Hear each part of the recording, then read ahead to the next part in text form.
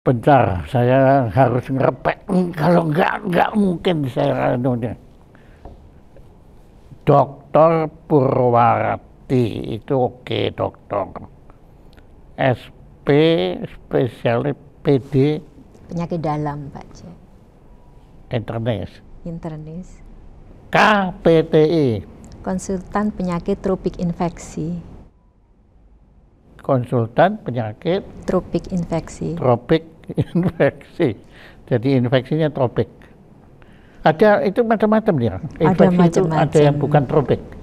Ada juga yang bukan tropik. Ada yang related dengan negara-negara tropis itu ada.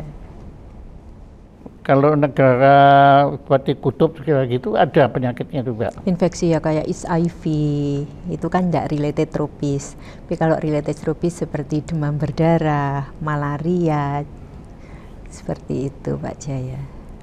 Anda menyebut demam berdarah dan malaria, dua-duanya nyamuk semua? Nyamuk semua. Ada istilahnya ada pembawanya, seperti itu. Nah, menurut Anda setelah Anda pelajari ini, sebetulnya kan setiap makhluk hidup kan ada gunanya kan mestinya. Benar. Nah, nyamuk itu gunanya apa, Bu? Nyamuk berguna satu biasanya untuk keseimbangan ekosistem. Ya, seperti adanya tikus, kodok, itu Pak Jaya. Dia sebagai makanannya ya. Ya. Kalau misalnya kodoknya habis, tikusnya kan biasanya jadi banyak, seperti itu. Jadi untuk keseimbangan ekosistem. Ya, Anda belain aja terus. Nah, sekarang kalau ini saya mati ikut sudah. FINASIM. Fellowship of Internal Medicine. Jadi di dalam departemen atau spesialis penyakit dalam atau biasanya spesialis apapun di situ ada fellow. Jadi tambahan pendidikan. Oh, ini fellownya. Ya. Iya. Jadi ya tingkat profesor betulnya udah ya. Biasanya konsultan atau subspesialis seperti itu. Aduh, jadi saya dengarkan aja nggak mudeng ya, tapi Anda bahkan sudah lolos ini semua ya, untuk mendapat gelar itu semua. Ya, terima kasih ini Anda untuk sekian kalinya berkenan hadir di sini, kita untuk belajar semua, terutama saya belajar semua. Tema hari ini juga era baru atau new era of stem cell and biotechnology. Nah, baik stem cell maupun bioteknologi juga kita ini awam semua. Apa sebetulnya stem cell itu dan apa itu bioteknologi? Monggo. Bukan ujian kan Pak Jaya? Ya ujian, lo mau belajar ujian. Ini saya tanyanya terus baca loh. Terima kasih Pak Jaya sudah mengundang saya untuk yang kesekian ya. Terima kasih untuk berbagi ilmu dan inovasi dan perkembangan daripada dunia medis, terutama berbasis bioteknologi. Jadi kalau stem cell, Anda nyebutnya bioteknologi, tapi stem cell-nya nggak Anda sebut? Ya, stem cell sebenarnya stem cell merupakan salah satu terkandung di antara daripada bioteknologi. Bukan salah, ya, malah benar sebetulnya kan ya. Satu di antara bagian dari bioteknologi. Jadi stem cell pasti bioteknologi. Pasti bioteknologi. Bioteknologi belum tentu stem cell. Monggo. Jadi di sini kalau kita secara garis besar untuk bioteknologi adalah suatu teknologi di bidang apapun, kalau hal ini adalah di bidang kesehatan, di situ berbasis pada suatu hal yang biologis. Biologis itu apa saja? Ada sel, ada gen, ada protein, kemudian ada jaringan, seperti itu Pak Jaya. Jadi istilahnya hidup, seperti itu. Oh, jadi kita bisa mendefinisikan hidup itu bio. Bio, benar. Tapi bio itu sendiri bagaimana mendefinisikannya, Bu? Ya karena Ya saya sudah baca analisanya Schrödinger, ya, Iya. analisa semua filosof sudah baca, ya, apa itu Iya. hidup. Tapi kok rasanya belum ada yang berhasil mendefinisikan hidup itu apa. Ya. Monggo, siapa tahu ada, ya. Jadi kalau itu saya kalau bicara dari sisi ilmiah ya Pak Jaya ya, untuk Iya, tidak ilmiah juga nggak apa-apa. Monggo. Satu kehidupan itu kan di situ sesuatu yang bisa berbiak seperti itu. Jadi kalau nggak bisa berbiak itu nggak hidup. Sepertinya seperti itu. Nah kalau orang mandul, itu kan punya sel yang berbiak Pak Jaya. Komponen daripada orang kan tersusun dari sel-sel membentuk jaringan, bentuk organ, di mana sel-sel itu berbiak. Oke, Anda tadi itu juga sudah dengan sangat hati-hati menyatakan bahwa ini kita bicara dalam koridor ilmiah. Iya. Tentunya tidak bicara dalam soal teologi, agama, Iya, spiritual, ya. Tapi ada bedanya pengertian hidup biologi ilmiah dengan teologi, agama. Ada bedanya enggak? Jadi sebenarnya itu kita ngambil dari sisi mananya. Kalau misalnya yang dari sisi agama, kalau hidup itu sesuatu yang diberikan diciptakan oleh Allah seperti itu, dan di situ ada ruhnya seperti itu dan juga ada jasadnya. Oke, kita bicara ruh. Ini kan teknologi, ya. Iya. Nah, kalau kita bicara teknologi kan biasanya ya, tentunya kan kita terkait dengan apa yang disebut mesin. Iya. Ya, saya mau ke robot kan, ya, tentunya. Ya, ke artificial intelligence. Apakah mesin atau robot atau artificial intelligence itu bisa punya roh? Tidak punya. Anda tegas ya menjawabnya tadi, tidak ya? Artificial intelligence tidak punya. Karena kan dibuat oleh manusia itu Pak Jaya. Jadi bisa disimpulkan apapun yang dibuat oleh manusia tidak punya roh. Iya. Punya karakteristik bisa, tapi roh enggak. Roh itu apa sebetulnya? Wah, kalau itu Tidak apa-apa Bu, Ibu bisa menjawab kok, cuma kadang-kadang saya Ibu tidak tegel jawab. Iya, saya tidak banyak mempelajari kalau terkait itu. Tapi Pak mengerti. Iya, mengerti. Apa dalam pengertian Anda tidak perlu mendefinisikannya lagi. Iya kan orang bisa aja mengerti ya. Iya, nanti daripada seperti saya Anda seorang ibu mengerti anak-anak ibu. Iya, daripada saya salah kalau yang terkait. Iya. Tapi gila ya.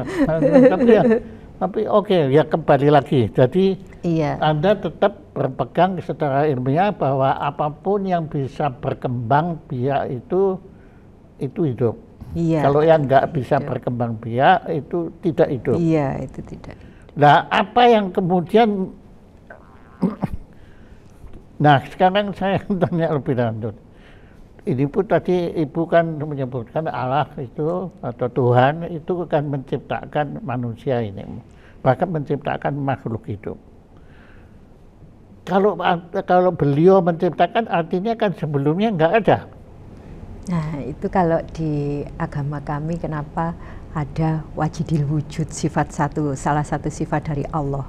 Jadi ada yang di dunia ini sebenarnya itu tercipta karena adanya Allah yang mengawali, yang wujud di awal untuk menciptakan itu semua. Jadi saya kalau menjelaskan itu seperti proven dan konsep daripada stem cell. Ya, jadi stem cell itu adalah suatu sel yang masih hulu, di mana nanti dari satu sel ini akan berbiak menjadi bermacam-macam sel, menyusun organ atau jaringan, akhirnya membentuk sesuatu tubuh.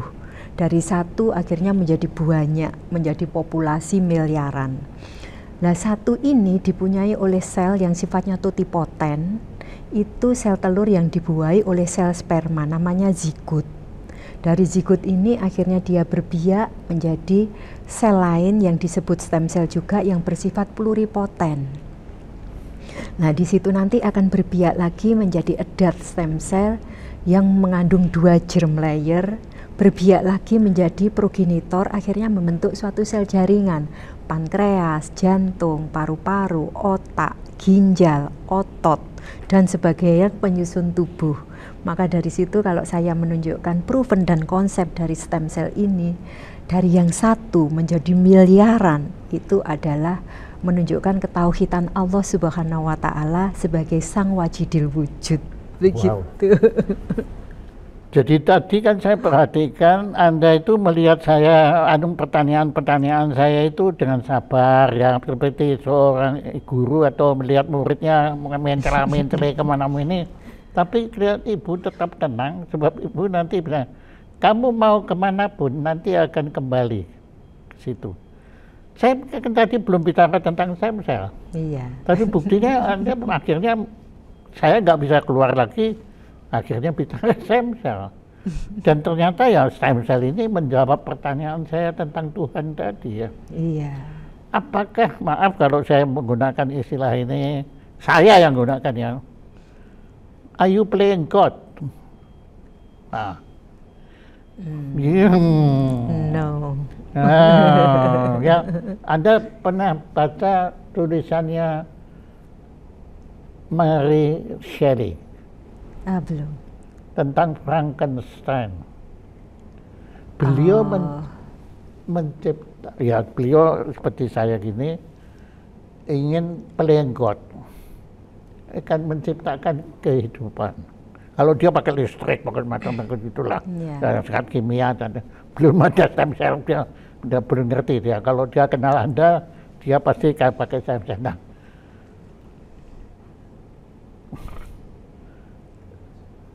apakah Anda dengan bermain stem cell ini, maaf saya menggunakan perkataan bermain, itu Anda playing God, Anda bermain, sudah memerankan Anda sebagai Tuhan?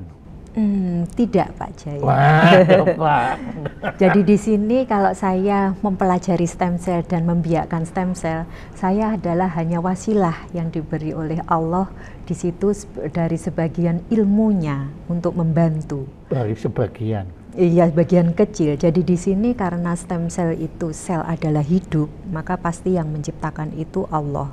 Lah di sini kami diberi wasilah untuk bagaimana itu sel itu berbiak, menjaga seperti itu. Gila ya. Keimanan Anda betul-betul nggak tergoyahkan ya. Benar. Nah, keimanan Anda tidak tergoyahkan itu karena Anda mempelajari stem cell ini atau sebelumnya Anda sudah tahu itu? Keimanan sebelumnya juga sudah Pak Jaya, alhamdulillah. Jadi keimanan kalau kita sekarang dan nanti pun itu kepada Allah Subhanahu wa Ta'ala itu adalah tetap. Jadi sudah mentok jedok seperti itu. Bagaimanapun semua yang di dunia ini adalah pemberiannya. Kita bisa hidup, bisa lahir, bisa apapun adalah rahmatnya seperti itu. Jadi apapun yang terjadi adalah memang kehendaknya dan kita bersyukur atas itu semua. Jadi andai kata saya tidak percaya Tuhan pun itu kehendak Allah juga. Kalau di tempat kami ada namanya khairi wasyari'i minallah. Artinya? Di sini sih semua itu Allah yang mentakdirkan, tetapi Allah tidak akan memberi jalan keburukan seperti itu. Ya, kalau Allah saya percaya beliau tidak berkehendak buruk. Cuma kan manusia banyak yang berkehendak buruk. Nah itu kehendak manusia sendiri. Kenapa beliau memperkenankan manusia berkehendak buruk? Kan beliau maha kuasa. Sebetulnya kan tinggal kepalanya diputar sedikit kan sudah ngapain kamu gitu. Tapi kenapa beliau memberi peluang, kesempatan? Nah itu saya kurang tahu. Sebenarnya saya paham, tapi saya nggak bisa menjelaskannya. Mungkin ulama yang tingkatnya lebih tinggi. Sebetulnya apa semua yang Anda ungkapkan itu dari dulu menghantui saya sudah. Sebab saya selalu berusaha untuk mempertanyakan bahwa kehadiran beliau. Saya percaya betul beliau ada. Tapi saya selalu menguji. Dan saya sering meragukannya karena saya melihat kejahatan yang dilakukan manusia.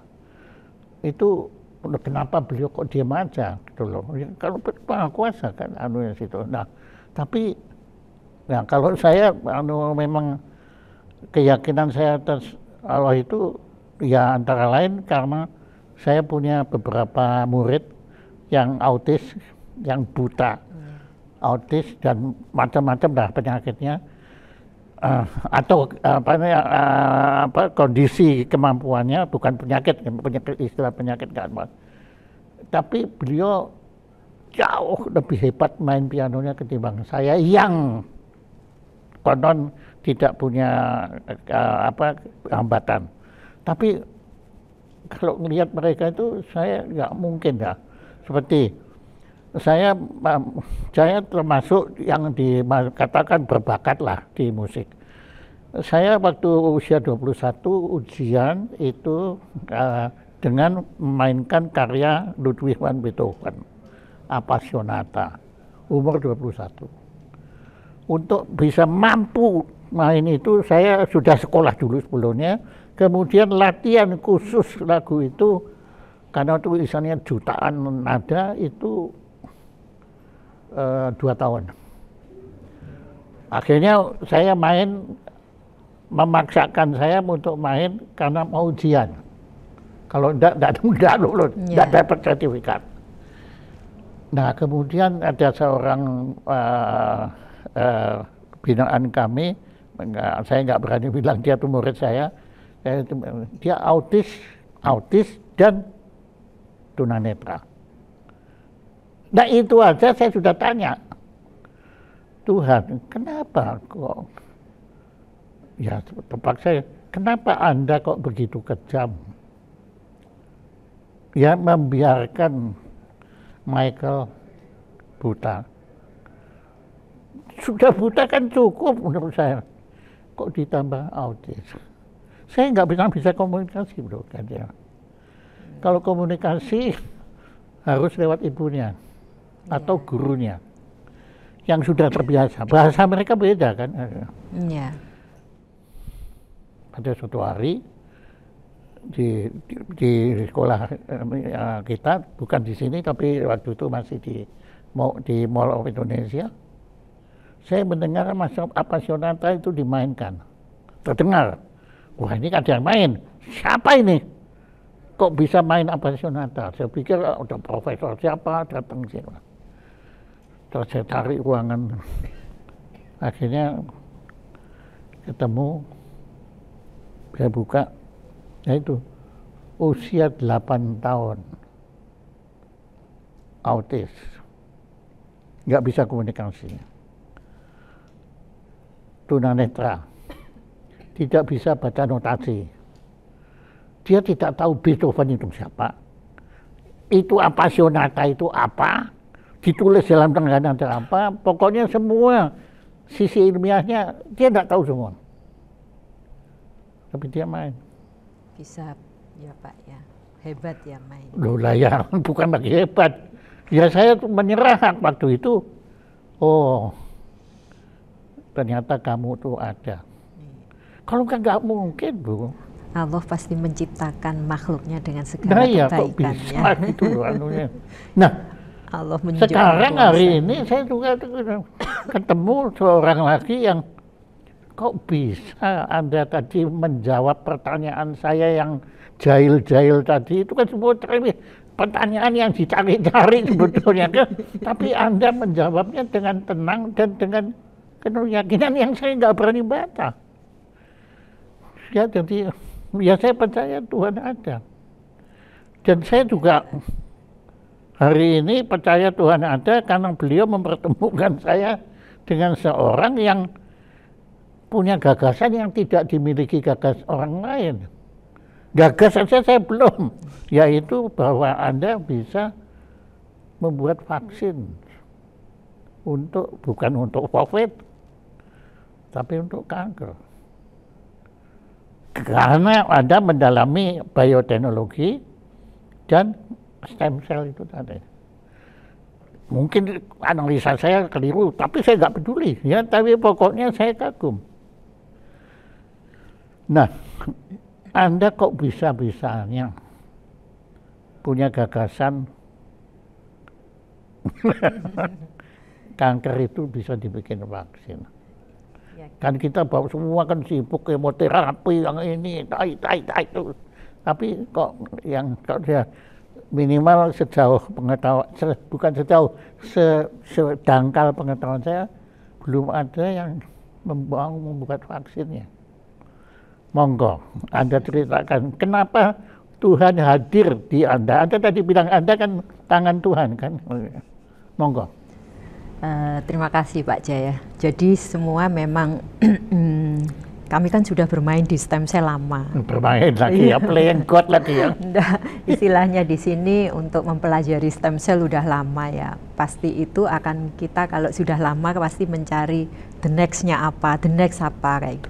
Kita awalnya dulu stem cell adalah untuk degenerative disease seperti untuk diabetes, stroke, kemudian Parkinson, liver cirrhosis, jantung, jadi untuk regenerasi organ-organ tersebut.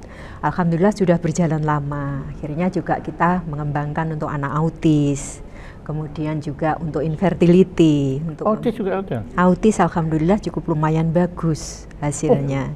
Iya, jadi semakin kecil anaknya, alhamdulillah dan insya Allah hasilnya cukup relatif bagus dengan stem cell.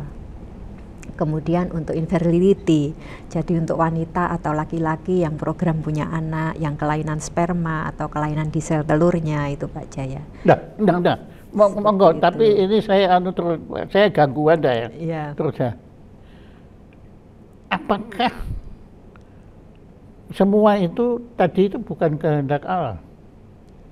Kalau ada yang mandul tadi, ada juga yang ya mohon maaf autis, ada yang tunanetra semua. Apakah itu bukan kehendak Allah? Ya, semua Allah berkehendak, tapi kita sebagai manusia itu ikhtiar. Jadi pasien ikhtiar, dokter juga ikhtiar. Di sini Allah yang berkehendak. Bila Allah berkehendak untuk menyembuhkan, insya Allah juga akan sembuh. Seperti itu Pak Jaya. Oke, lanjut lagi, gangguan saya gagal lagi. Oke, terus. Kemudian setelah itu kita juga untuk cancer, namanya ICT Pak Jaya, immunosel terapi. Di situ kita membikinkan immunosel terapi, ICT. Nah itu khusus untuk cancer. Itu stem cell. Ya, itu stem cell. Ini belum bicara kanker ya? Belum. Dengan begitu, maka kita kalau membuat ICT, terus terang itu adalah Kopassus yang ingin memberantas untuk cancer yang ada. Dengan demikian kalau kita mau untuk memfight itu cancer yang ada, otomatis kita akan mempelajari mekanisme terjadinya cancer itu seperti apa. Mulai dari gangguan proteinnya, akhirnya itu adalah benda asing, akhirnya sama tubuh itu dieliminasi, seperti itu. Sehingga kita memahami, sehingga oh bagaimana ya kalau gitu sebelum diterapi ini, apa bisa dicegah, seperti itu Pak Jaya. Dengan demikian maka inisiatif tersebut membuat kami bagaimana ya cara pencegahannya. Nah, cara pencegahannya kita dengan melihat mekanismenya di sini bagaimana kalau kita merangkai daripada gen-gen. Jadi bahasa amino itu kita buat rangkaiannya menjadi suatu gen, di mana gen itu nanti proteinnya atau gennya sendiri itu bisa untuk jadikan bagaimana untuk apabila ada calon-calon kanker nanti dicegah untuk selanjutnya menjadi kanker seperti itu. Apakah kita sekarang bicara ke arah RNA? Jadi di sini kalau vaksin kanker kita yang kita riset ini adalah berbasis DNA dan berbasis mRNA. Jadi di situ adalah merupakan satu kesatuan yang pembuatannya tidak lepas dari stem cell karena kita men-challenge-nya memakai sel-sel, ada sel kanker payudara, sel kanker serviks seperti itu. Anda kenal Profesor Nidom? Nidom ya tahu. Tapi nggak kenal langsung? Enggak kenal. Belum pernah berdiskursus kan beliau? Belum. Seru mestinya ya. Karena sebetulnya apa yang sedang kita bicarakan ini saya senang sekali karena banyak teman-teman saya yang sangat pro sains itu menganggap agama itu nggak ada hubungannya dengan, nggak bisa dikaitkan dengan sains. Ya, tapi Anda menurut saya membuktikan bisa. Dengan cara tadi Anda ngeladeni saya itu, ada terampil sekali, virtuos sekali, ya. Karena jawaban Anda itu bikin saya mati kutu. Ya, mati kutu. Pokoknya ya Anda bisa bicara dua itu sejalan. Saya punya beberapa teman yang mirip Anda, yaitu antara lain Profesor Terry Mart, itu ahli partikel. Jadi kalau Anda kan bioteknologi ya, kalau dia fisikawan sejati. Ya kalau dia bicara partikel, wah ya kelihatannya kayak ateis gitu. Kelihatannya ya, dan orang pun bangga, oh lihat tuh, nggak ada hubungannya kan. Bahkan orang kan bilang Darwin itu kan ateis, enggak. Darwin sangat percaya Tuhan. Teori evolusi itu, beliau mengerti benar bahwa itu bagian dari desain yang maha kuasa itu. Nah, Ibu dari tadi saya perhatikan itu, wah ini moga-moga ini ditonton teman-teman saya yang anti agama, dalam arti dia menganggap agama itu maaf bullshit lah, dia itu bohong semua. Tapi Anda bukti bahwa itu nggak bohong. Duanya bukan dikotomi, tapi bisa jalan bersama. Dan itu menurut saya ya, jalan yang tepat. Einstein bukan ateis.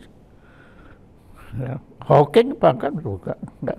Mereka akhirnya ngakui, cuma ya itulah, ada kelompok-kelompok yang memang mau menjauhkan itu dari ilahi, itu ada. Tapi ya namanya manusia kan.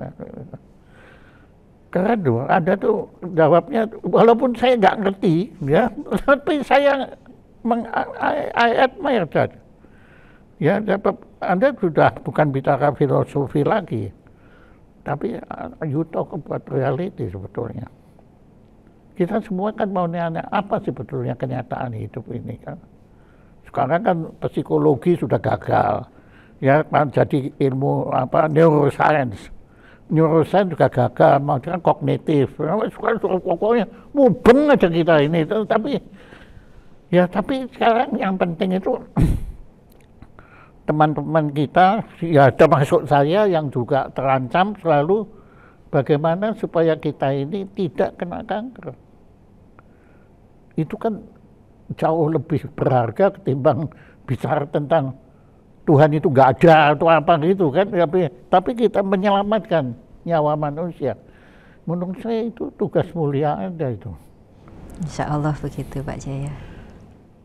Sejauh mana Anda sekarang meyakini keampuhan atau kemandragunaan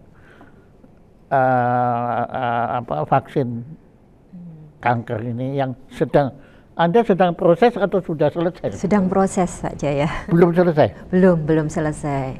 Tahapnya kira-kira sampai mana? Kita tahapnya masih in vitro tadi, kan di dalam suatu rilis nanti sesuatu produk itu kan ada in vitro, ada animal trial, dan ada uji klinis. Oh, Anda bicara birokrasi sekarang? Enggak, sekarang Anda bicara tentang keyakinan Anda? Kalau insya Allah sih cukup bagus Pak Jaya. Tapi ini kita masih... Kok Anda berani bilang, saya nggak mau bicara in vitro ya, tuh nyebelin dahanunya, tapi kok Anda punya keyakinan kalau itu bagus? Iya, jadi berdasarkan dari mekanisme terbentuknya kanker, maka di sini tadi saya sampaikan ke Pak Jaya, kami membuat susunan mensintesis, istilahnya mensintesis gen. Di mana sintesis gen itu tujuannya adalah gen itu supaya nanti bisa untuk memakan kalau misalnya mau ada kanker yang mau tumbuh. Belum bisa pakai komputer, belum bisa? Belum bisa Kak, sintesisnya kita pakai komputer. Ya, tapi eksperimennya kemudian... belum bisa, karena ini kan kita perlu pembuktian. Jadi pembuktiannya lewat komputer? Kita di laboratorium, belum bisa pakai komputer. Ya, Kalau misalnya kalau yang uji dosing kayak obat yang waktu lalu kami obat untuk COVID itu sebelum kita lakukan uji kan kita dosing. Yang hasilnya bagus baru kita uji di lab. Kalau ini di NNA yang bagus memang kita buat di komputer, kemudian baru itu kita lakukan uji di labnya. Nah uji di labnya itu kita mulai lakukan cloning, kayak gitu. Kemudian juga cloning kita perbanyak gennya. Kemudian baru setelah itu. Mohon maaf ya, pertanyaan saya, ya memang pertanyaan saya selalu dangkal lah. Anda pernah mencoba pada diri Anda sendiri? Mengcloning. Maksudnya mencoba iya gimana? Ini, mencoba ini. Oh belum, masih tahap in vitro, jadi masih belum kita uji kliniskan. Kenapa? Setelah uji in vitro ini selesai, nanti baru animal, baru nanti tidak diam-diam. jangan ikut prosedur. Tapi kan begini, saya baru tahu bahwa Fleming itu kan menemukan penicillin. Iya. Enggak loh, jauh sebelum dia, berapa tahun yang sebelum dia, itu orang lain. Saya sedang pelajari. Di Jepang ya? Apa? Di Jepang ya? Bukan. Bukan. Bukan. Orang sama orang di Eropa, coba saya sedang pelajari, saya nggak berani karena saya dulu pelajari Fleming itu dari serendipity. Kan tadi dia bukannya mau menemukan penicillin, tapi kemudian dia keliru gitu loh, dia nyimpen itunya, kemudian terjadi ragi kan. Nah kemudian dia baru sadar, ternyata ini bisa untuk infeksi. Oh, yang menemukan itu masyarakat Afrika, masyarakat adat. Mereka kan naik keledai. Iya. Nah kalau naik keledai itu kan, ya maaf, pantatnya kan kegesek-gesek. Iya. Kadang-kadang infeksi. Iya. Mereka membuat infeksinya pakai jamur yang tumbuh di keledainya. Oh iya, terus dibuat antibodinya ya. Akhirnya itu bisa dipakai. Itu nyoba pada diri ibu sendiri. Kalau yang sel sudah, kalau yang ini belum. Oh kalau sel sudah? Sudah, stem cell sudah beberapa kali. Apakah ada resikonya? Yang mana Pak Jaya? Yang kanker? Yang kanker. Setiap sesuatu hal di medis pasti ada resikonya, walaupun itu sedikit atau besar, pasti kita harus sampaikan. Hebat ya, Anda hebat loh. Anda layak Nobel. Diajukan Pak Jaya. Anda tinggal akses Anda ada. Bagaimana panitia Nobel tahu Anda? Tapi memang dibutuhkan itu nasib juga ya. Termasuk komplotan juga, konspirasinya nggak main-main Bu. Iya, karena harus diajukan oleh komunitas di suatu negara. Iya, tersebut. Dan komunitas itu kan ada yang pro, ada yang kontra. Benar. Orang yang kontra ya kita lihat aja Profesor Dr. Terawan kan. Ya itu karena yang kontra kan juga deras sekali. Nah makanya ya siapa tahu nanti ada dari panitia Nobel ini ada yang punya akses yang lain. Amin, amin. Dan tinggal diajukan aja. Ya, tapi untuk ngajukannya aja setengah mati. Karena hambatannya juga macam-macam. Iya. Politik yang ini itu, waduh pusing. Kayak korupsi aja nih urusannya. Tapi hebat loh. Saya tanpa bisa mengerti apa yang Anda ucapkan, tapi saya merasakan. You are special. Anda autis saya kira juga. Sudah dalam dunia Anda ini Anda autis. Ya karena bioteknologi ini insya Allah juga ke depan dunia kan merupakan salah satu industri besar juga ya Pak Jaya ya di dunia. Selain AI, media sosial kayak gitu. Secara khusus enggak, tapi kalau conference sebagai narasumber gitu ya. Saya istilahnya setengah otodidak Pak Jaya. Nah itu dia. Jadi ikut kesana hanya dengerin, terus kita modifikasi. Ini Anda di gitu. satu sisi akan dihormati oleh mereka yang otodidak, tapi akan dimusuhi oleh yang susah-susah sekolah. Ya itu wajar. Karena saya musik dulu otodidak. Sampai akhirnya waktu saya kok saya dihambat ini, akhirnya saya ngaku belajar, padahal saya nggak pernah belajar. Anugerah ya saya kira ya. Iya, itu kan rahmat dari. Nah, itu dia balik lagi. Menunjukkan lagi Pak Jidil wujudnya. Iya, itu anugerah itu. Iya. Iya. Waduh. Hebat sekali ya. Monggo lanjut, monggo. Ya, ada lagi tadi yang new era, satu lagi adalah perkembangan terbaru itu MuCell Pak Jaya. Apa? MuCell, M-U-S Eco E. Jadi itu namanya multi-lineage differentiating stress enduring cell. Jadi suatu stem cell yang dia stress toleran. Jadi walaupun diberi stres apapun, itu insya Allah sel ini cukup bisa bertahan. Nah, itu stem cell ini merupakan hierarkinya lebih tinggi daripada stem cell edat yang selama ini kita berikan, tetapi di sini insya Allah tidak membuat kanker atau menginduksi kanker. Jadi masih di bawahnya apa yang dinamakan oleh pluripotent stem cell. Nah, itu ada tersebar di tiap distribusi jaringan dan diharapkan untuk daya regenerasinya lebih tinggi untuk memperbaiki jaringan yang lebih rusak. Tinggi. Ya. Ukurannya apa Bu? Tinggi rendahnya itu? Satu dari sisi sel DNA adalah telomerase. Apa? Telomerase. Di sini telomere itu yang mengkode dari sel Ya, saya itu dibohongi ya, nggak ngerti usianya sampai berapa. Nah, ini Wah, telomerasenya insya Allah lebih panjang dari adult stem cell yang selama ini ada seperti mesenkima. Anda bisa lihat itu semua. Kalau telomer itu biasanya diukur Pak Jaya, ada di laboratorium. Jadi masuk kuantum. Ya, Ya. nggak tahu masuk kuantum apa enggak kalau gitu Pak Jaya. Ya maksudnya mikrokosmos, betul? Iya, benar. Kecil sekali Kecil sekali harus. dan banyak melalui. spekulasi nggak? Tidak sih Pak Jaya kalau ini. Seperti itu. Jadi kan telomer itu bisa diukur, Bisa diukur. kemudian juga bisa dilihat life cycle dari selnya. Jadi usianya kita bandingkan, setelah sekian lama kita ukur senescennya, itu kan ada markernya juga. Sekarang Ketuaannya seperti itu. sel itu kan benda hidup kan. Iya. Mereka punya karakter nggak?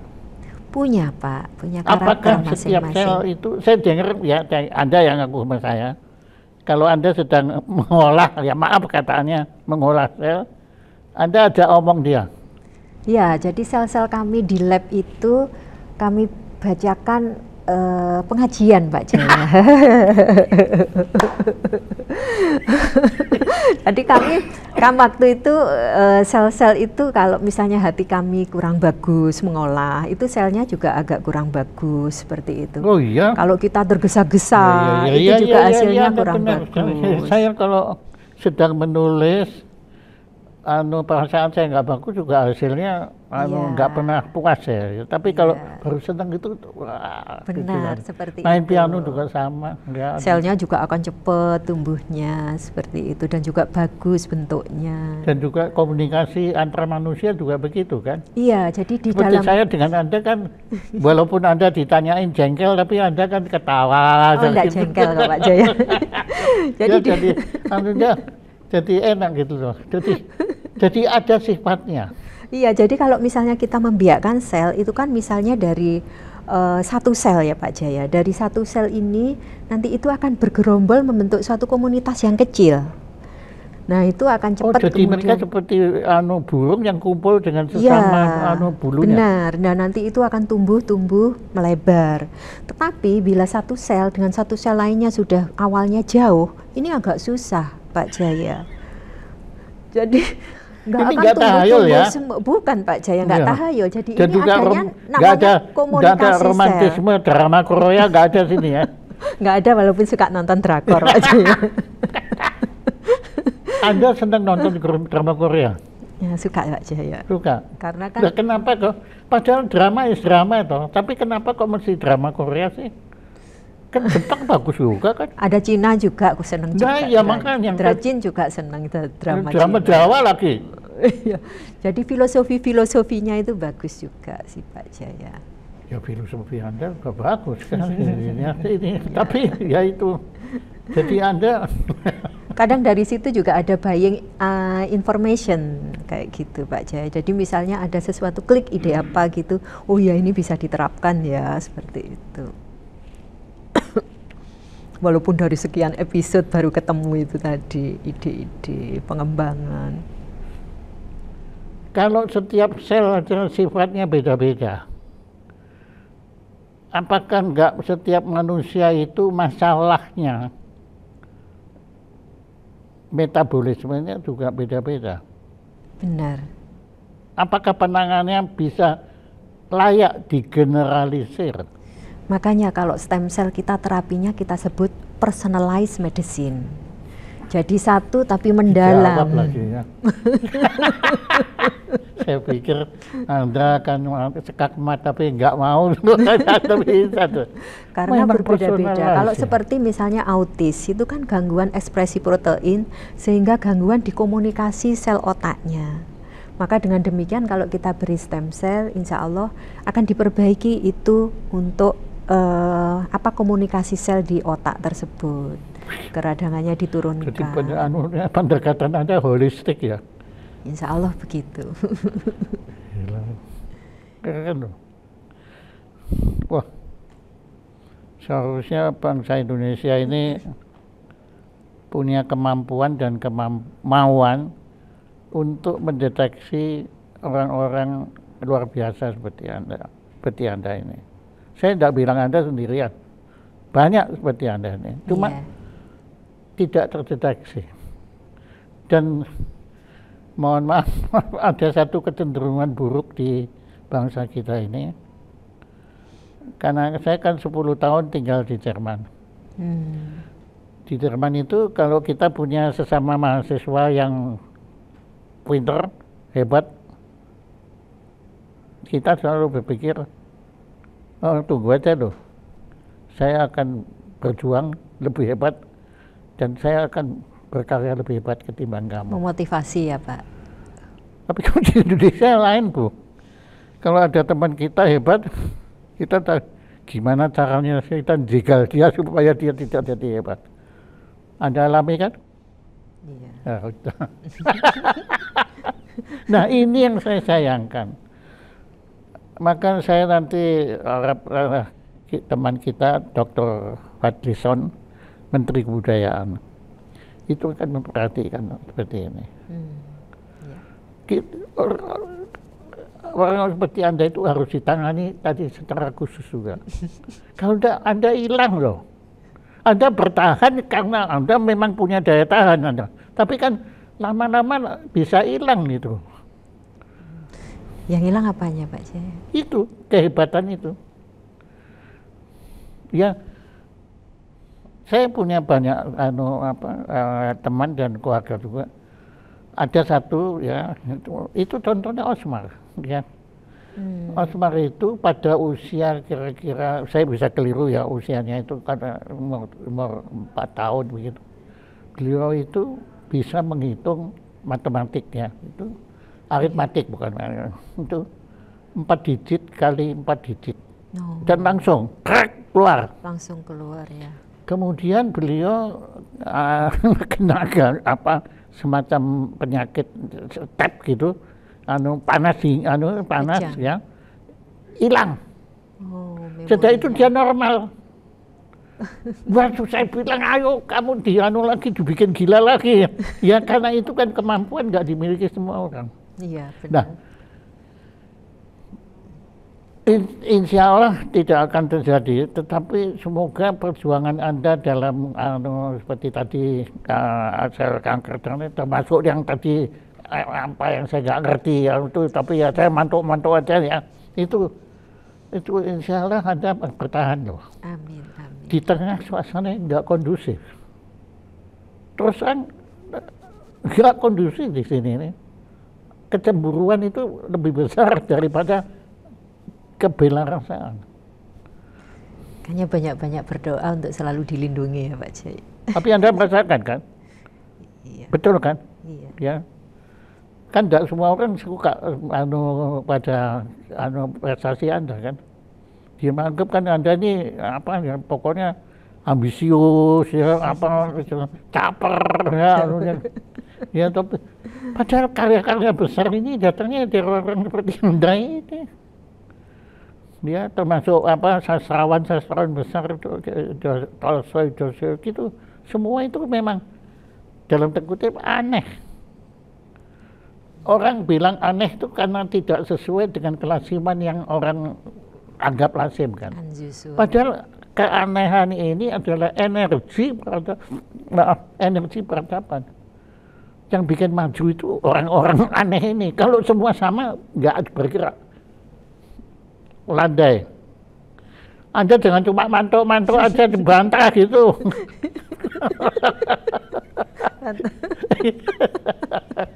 Ya enggak, tapi saya akui ya dari awal dulu ya saya sudah bilang, enggak normal, abnormal. Tapi up-nya bukan AB tapi UP, abnormal. Monggo, Anda cerita lagi apa yang saya nggak ngerti ini? Apalagi ya, sudah sih itu Pak Jaya. Saya pikir untuk perkembangan sekarang, alhamdulillah. Dan sekarang di sini saya juga tanya penelitian kanker ini, tentang kanker ini dan vaksin ini di negara mana lain lagi yang sudah dilakukan? Kan ada orang aneh lagi. Yang sudah hanya di Jerman dan masih uji klinis juga. Di mana? Di Jerman. Tapi untuk kanker paru-paru aja. Kenapa kok hanya paru-paru? Nah, saya kurang tahu penelitinya sana. Terserah yang meneliti. Iya, terserah yang Kalau meneliti. menurut Anda kenapa nggak spesialis paru-paru? Karena Anda kok kelihatannya lebih terbuka ke semua. Untuk semuanya, saya pikir kalau misalnya general semuanya, kebermanfaatannya akan cukup luas ya Pak Jaya. Seperti itu. Kalau misalnya paru-paru kan mungkin hanya area paru-paru, jadi di situ mungkin ada marker spesifik yang ditangkap oleh si peneliti, sehingga kenapa itu hanya untuk paru-paru, tidak jadi bisa market lainnya. orientednya ya. Iya, jadi selectivity. Ya itu bagus, tapi ya kadang-kadang nggak bagus itu nanti. Ya tapi nggak apa. Anda pernah komunikasi dengan beliau itu? Nggak pernah. Kok tahu? Hanya lihat di publish saja. Pernah dipublish sekali kalau tidak salah untuk Jerman menemukan lagi meriset uji klinis untuk vaksin itu di Jerman. Kanker paru-paru ya. Nah contohnya itu kan Jerman. Iya. Indonesia apa publish Anda punya? Belum, kalau tempat kami belum kita publish. Nah, ya. Nanti nunggu Apa hasil. mau? Ya nanti kalau media mungkin kan mau. Kita publish itu ada beberapa hal, ada satu kayak misalnya Pak Jaya kayak gini. Terus kalau ilmiah nanti kita tulis untuk kita publish di jurnal seperti itu. Anda nggak ada rencana? Insya Allah nanti kalau sudah formulanya mau jadi, insya Allah nanti kita publish. Saya nggak tahu ya, jurnal di ilmu kedokteran itu ada, tentunya kan hak setiap orang menuangkan pendapat kan, itu haknya kan. Benar. Tapi ada semacam persaingan nggak di situ? Ada yang biasa, kemudian kalau yang lain begini disabot terus gitu. Sepertinya enggak sih Pak Jaya, karena kan banyak sekali. Kita jurnal kan aksesnya untuk jurnal internasional itu kan sudah ribuan juga. Nah itu ada tingkatannya Q1, Q2, Q3, Q4 itu yang Karena saya alami di arkeologi, iya. itu sangat nggak bagus. Loh, menurut saya semua orang berhak, termasuk para arkeolog, berhak punya teori. Contohnya itu Gunung Padang. Gunung Padang itu kan ada teman saya yang sudah melakukan penelitian dan dia yakin itu usianya lebih tua, lebih tua dari Mesir, piramida Mesir. Tapi kemudian disabot. Sudah masuk di jurnal, dicabut. Apakah ada pencabutan naskah dia? Jadi sebelum jurnal itu diterbitkan nanti direview dulu seperti itu. Tapi kalau sudah direview? Kalau sudah direview memang di situ nggak ada plagiatisme kayak gitu ya dimuat. Kalau ada plagiatisme maka dikembalikan. Atau kalau ada yang nggak setuju ya silahkan diserang kan. Ya di jurnal yang sama. Kalau ini dicabut. Waduh, itu ya, sedih saya, sedih sekali. Padahal saya bukan bilang itu lebih tua apa, pokoknya akui bahwa itu karya manusia. Mereka bilang itu bukan karya manusia. Padahal ya sorry aja, apa itu pilar lempengan batunya itu bentuknya sangat jelas bukan alam. Tapi dianggap ada. Cuma sayangnya memang saya sendiri punya teori dan pernah saya lihat batu di pesisir Irlandia Utara itu bentuknya aneh, heksagonal semua. Padahal bukan manusia itu. Nah, ini kembali lagi ke sini. Nah, Anda melakukan penelitian ini di laboratorium di tempat Anda atau di UNER? Iya, di dua-duanya Pak Jaya. Jadi ya di UNER, ya di tempat saya di ASC, Asia Stem Cell Center. Anda ada omong juga? Kalau selnya ini kan masih nggak seberapa banyak, seperti itu. Udah kan banyak mah, Kan malah bisa diajak ngobrol kan? Enggak kalau ini. Kenapa? Sebetulnya saya suka loh itu ceritaan diajak ngobrol itu. Ya kami berpikiran kalau yang diajak ngobrol itu kan untuk menumbuhkan ya Pak Jaya. Kalau ini kan selnya hanya masih untuk men-challenge seperti itu. Oh, itu kuratif, ini preventif. Jadi ini untuk men-challenge istilahnya itu kalau misalnya yang sel biasanya kami biakkan itu kan untuk terapi. Nah itu kan kita menumbuhkan dari misalnya 1 sel menjadi 2 sel, dari 8 sel kayak gitu. Nah kalau ini itu selnya hanya kita pakai misalnya 10.000 begitu. Maka di situ hanya untuk mengecek, kami tidak menumbuhkan. Ya, di satu sisi saya betul-betul bahagia Anda mau datang ke sini dan Anda mau cerita ini semua. Di sisi saya ada kekhawatiran juga loh. Setelah Anda acara ini, ada yang nggak suka. Beliau bisa melakukan hal-hal yang kita nggak tahu apa loh.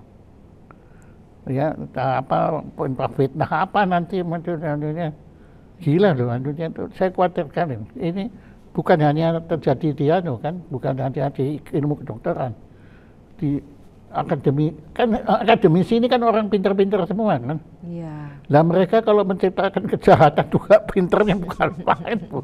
Saya ada khawatir itu loh. Tapi Ibu nggak apa-apa ya, ada kata nanti ada yang menyerang Ibu siap ya? Ya semoga Allah melindungi. Iya malah senang ya. Diserang malah, nah ayo. Oke, Bu, ya Bu. Apa yang belum saya tanyakan karena saya kan dangkal sekali ini. Tapi menurut Ibu perlu kita ketahui tentang ini era baru stem cell dan bioteknologi. Ini apa? Tolong Anda cerita. Bagi penutup acara yang jadi membahayakan, yang berbahaya. Bioteknologi sebenarnya tadi salah satu komponennya adalah ada sel, ada cell engineer, kemudian ada gen engineering. Gen engineering itu kita mengotak-atik gen, itu tadi Pak Jaya misalnya untuk penyakit-penyakit tertentu, itu di Amerika dan Eropa juga lagi diriset, banyak diriset. Kemudian juga ada tissue engineering. Nah ini juga kita sudah lama sekali mengaplikasikan, misalnya untuk orang implan gigi. Kalau dulu kan hanya implan gigi aja, lah sekarang bisa kombinasi antara stem cell sama scaffold, supaya di situ untuk pembentukan penulangannya itu lebih cepat. Kemudian juga untuk biasanya yang pasien-pasien operasi, misalnya tulang-tulang gigi, supaya lebih cepat penyembuhannya, kita berikan tissue engineering campuran antara scaffold dengan stem cell. Kemudian untuk luka-luka yang lama, kemudian luka-luka yang lebar atau patah tulang yang lebar, itu juga kita mainnya tissue engineering. Jadi antara scaffold seperti itu dikombinasi dengan stem cell. Kemudian untuk keratitis, kornea seperti itu juga tissue engineering. Jadi mainnya sudah banyak. Kalau untuk plastik surgery? Plastik surgery sudah banyak juga itu kita kombinasi, bisa juga. Jadi kombinasi matrik. Ya kita sadari bahwa dalam plastik surgery kan tidak selalu berhasil. Ada yang gagal itu bisa bantu ya? Insya Allah bisa bantu. Kemudian kita juga sekarang kalau habis misalnya operasi pengambilan lemak, kita sudah tidak menggunakan salep antibiotik lagi Pak Jaya. Kita menggunakan produk turunan daripada stem cell kami, di situ yang kita buat formula untuk dibuat kayak salep di situ. Seperti ada itu. Ya sudah. Ya, jadi berbasis growth factor, jadi biologis. Seperti itu, karena kan luka steril ya, jadi bukan luka yang infeksius seperti itu. Jadi rehabilitatif, medicine ya. Ya, kemudian yang terakhir mungkin 3D printing. Ini 3D printing mungkin yang pengembangannya agak alot ya Pak Jaya. Jadi 3D printing, 3 dimensi printing. Jadi kita misalnya membuat, kalau misalnya selama ini yang 3D printing untuk pembuatan yang bukan untuk tubuh itu memang relatif lebih mudah. Tapi kalau misalnya kita membuat kayak organ, kayak pembuluh darah, atau untuk misalnya tiruan daripada liver kayak gitu, atau paru-paru, masih agak susah karena kita mesti elastisitasnya harus kayak apa, kayak gitu, pori-porinya kayak apa. Apakah 3D printing otak bisa? Kedepannya mengarah ke sana. Kapan hari teman saya yang dari Rusia sudah mulai membuat untuk 3D printing ke arah ginjal. Jadi bagaimana mengatur darah jadi nanti keluar masuk. sih bisa diganti dengan itu. Insya Allah begitu kedepannya harapannya. Jadi ya sebetulnya nilai kemanusiaannya sangat tinggi. Sangat tinggi. Jadi terutama untuk pasien-pasien no option treatment. Dulu kan kita mengembangkan stem cell dan bioteknologi itu awalnya untuk pasien no option treatment. Tapi bagaimana mengatasi masalah kesenjangan sosial? Karena yang mampu itu kan ya mampu membeli. Tadi kita bicara market itu kan tidak semua. Jadi ini mungkin perlu campur tangan dari regulasi ya Pak Jaya. Karena kenapa harganya relatif lebih mahal? Karena bahan-bahan yang kita buat itu untuk membiakkan atau membuat itu masih import. Ya, import ini pajaknya juga dianggap sebagai benda mewah. Seperti itu. Ya, malah nanti import gula aja sampai ditangkap KPK ya.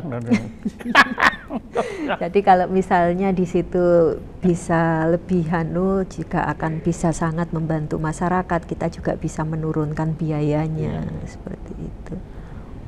Waduh, saya kalau dengarkan cerita Anda ini ya betulnya pertanyaannya berseliweran di sini. Cuma waktu saja yang membatasi ya. Saya ucapkan terima kasih ya Dr. Purwati SPD Kampung Esbo yang itu itu. Terima kasih sekali banyak. Dan ini Anda sudah punya berapa? Punya 2 sebenarnya. Kan yang ketiga ya. Terima kasih banyak. Ya, tepuk tangan untuk Dr. Purwati. Terima kasih.